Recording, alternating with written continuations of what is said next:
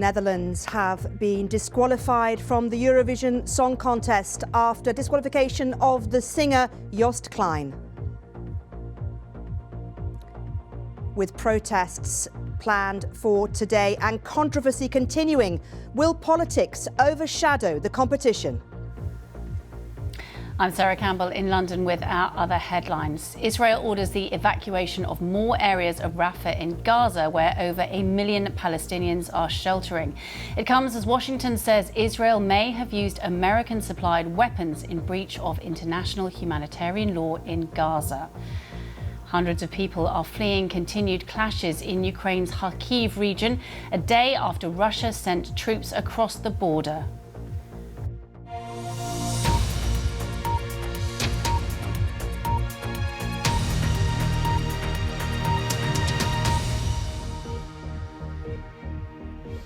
Hello and welcome to BBC News. I'm Marianne Mashiri, live in Malmo, outside the arena where in just a few hours' time the Eurovision Song Contest grand final will be taking place. And the big breaking story from the contest today is that the Netherlands will no longer be taking part in the competition today. This all happened after the contestant Joost Klein, the Dutch contestant, was disqualified from the competition after what the EBU, the organisers, describe as an incident just before one of the rehearsals yesterday.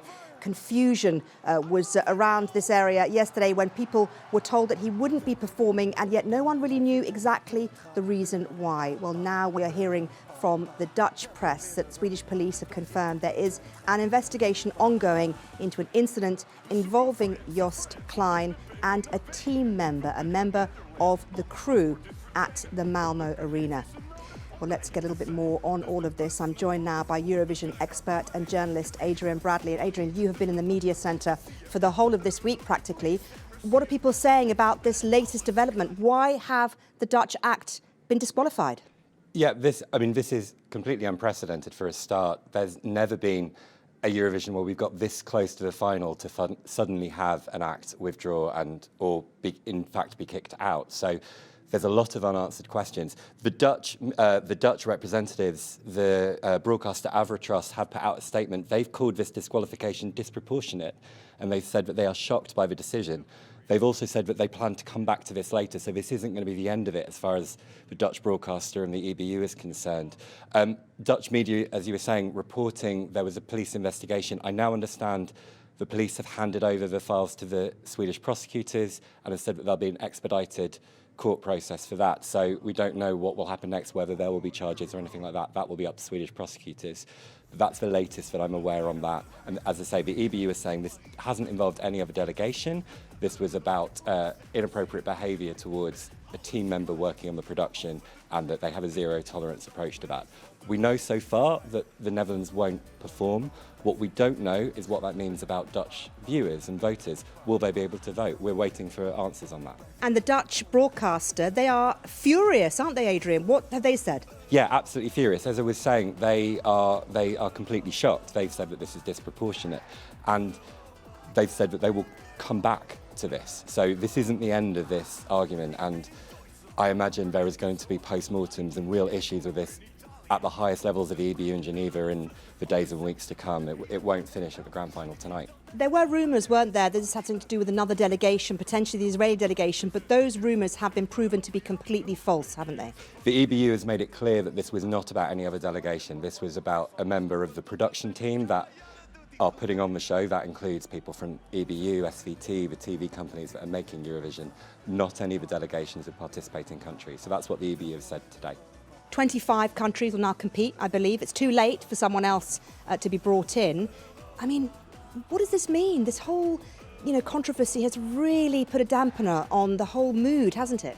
Yeah, this controversy, and in fact the whole week. I mean, at the jury final last night, when it was announced that Joost wouldn't be performing, the crowd booed at that time and then started singing the song. While they were still deciding, they played the song in video in the arena last night so that the juries could vote on it if he was still in. At that point, the crowd sang along and cheered, but immediately afterwards came Israel with perhaps some of the loudest negative reaction of the night. So there was booing, wasn't there? There was a lot of booing and jeering, and actually at a level that in the past hadn't come through on the feeds to the broadcasters. I definitely heard it in the press room last night. Also last night, when they went over to Martin Osterdahl, he's the executive director of Eurovision that's in charge of, the man from the EBU in charge of the contest. When they asked him, are we good to go on the rehearsal of announcing the votes, he was booed in the arena at such a loud level. That's completely unprecedented. First, that they know who he is, and that he would be booed and jeered, where in the past, something like that gets little appreciative cheers or love from the audience. I mean, this is a very strange mood. And there will be thousands of Dutch fans that have come to Malmo, bought these tickets. I know, I've seen them. They're out there, aren't they? I can see them actually from here, from the window. If you look behind us, there are Dutch fans queuing up. They are going to be bitterly disappointed. Tell me a little bit about this event, because you used the word unprecedented there. This has never happened before, has it? No, nothing like this has ever happened before. And this is normally a joyous event. Yes, it's a competition, and people take the competition very seriously. They care about winning.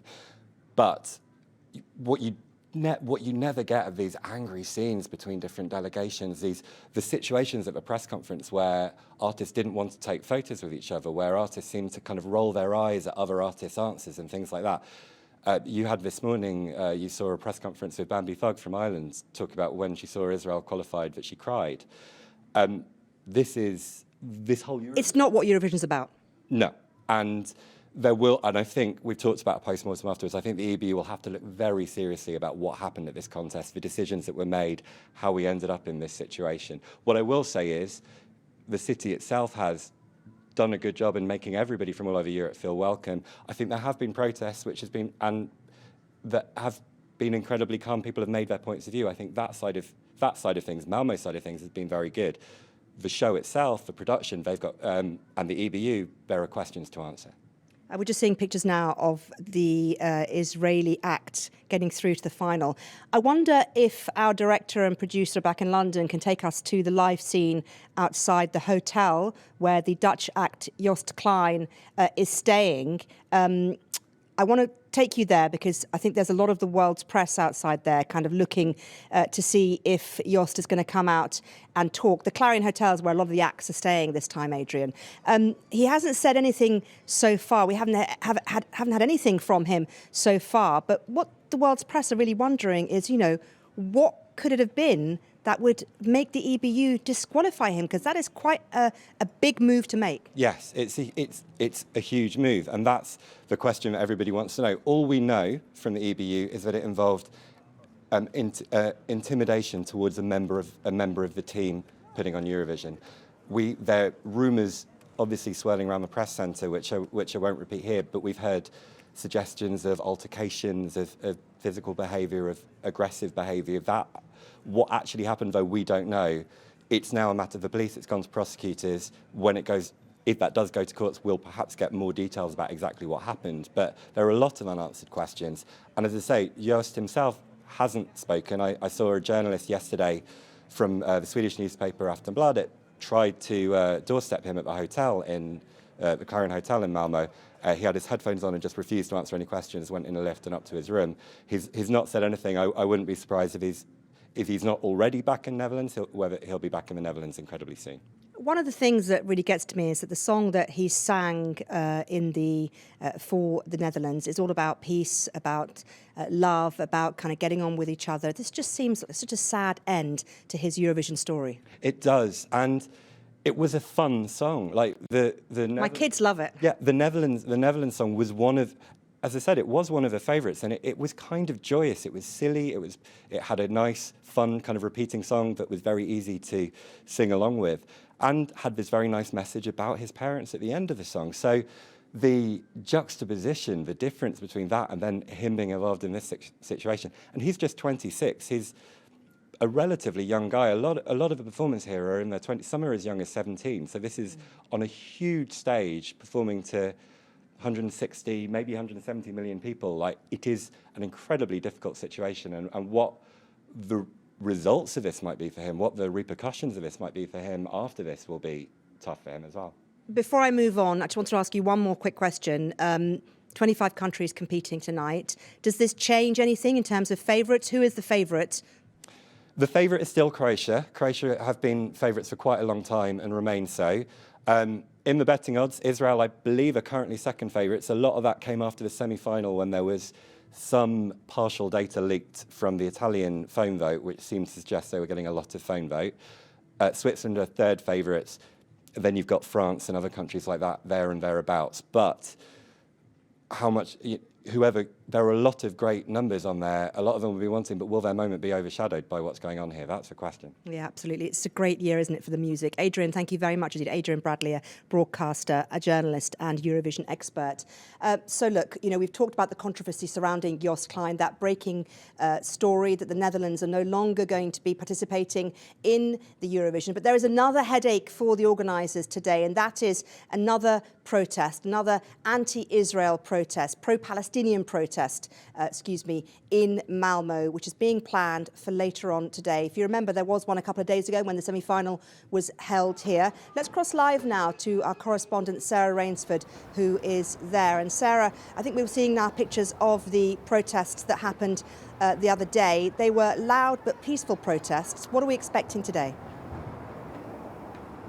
I think we're expecting the same, possibly a slightly bigger protest this time because it's a weekend and because it's the big final day for the Eurovision. So we were there a couple of days ago in the centre of Malmo, and around about 10,000 protesters came together, according to police. They marched through the city centre. They were passionate. They feel very strongly about their main thesis, which is that they don't believe Israel should be taking part in this Eurovision Song Contest whilst Gaza is being bombed by the Israeli military. They talk about humanitarian crisis, lots of very passionate language and passionate chanting, but it was policed very carefully, and there were a lot of police officers there, but it was pretty, I'm not going to say relaxed, that's probably the wrong word, but it wasn't tense. This was an authorised protest. It was large, it was loud, it went through the city centre, but there was no trouble at all. It was a peaceful rally. Now, we've seen a lot of smaller rallies every day since then and before that too. So a lot of people who feel passionately that Israel shouldn't be in the competition. I've just been speaking, interestingly, to an Israeli fan who is here in Malmo. He says that around about 100, what he described as super fans of Eurovision, have come from Israel, despite all the controversy.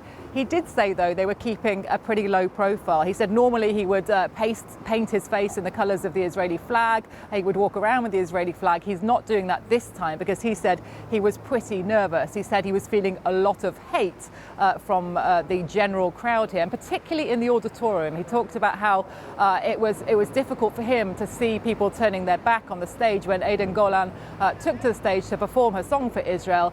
Lots of members of the audience booing, many people turning their backs, blocking their ears, protesting by walking out. So this Israeli Eurovision fan was telling me he found that difficult to cope with, but he could only display his flag, he felt, inside the auditorium. That's the only place he really felt safe to do that. But he did say other people do have the flag and they are around about in town. I haven't seen a single one of them. I have seen a lot of people with Palestinian flags and a lot of people voicing solidarity with Palestine and protesting about Israel being in Eurovision at all this year. OK, Sarah, thank you very much indeed for that. Sarah's right, I haven't really seen any Israeli flags out and about either. So the big news from Eurovision as the countdown begins ahead of that grand final later on this evening is that the Netherlands will no longer be participating in the competition. There's bound to be a lot of disappointment, and there will, I'm sure, be a post-mortem on how this entire Eurovision Song Contest has been handled this year by the EBU. But for now, I know that the fans, you can see behind me queuing up, they want to listen to some music. The final rehearsal is happening in a few minutes' time, and I'm sure that they will enjoy themselves regardless. Back to you, Sarah. Yeah, thanks, Mariam. Unprecedented news there from Malmo.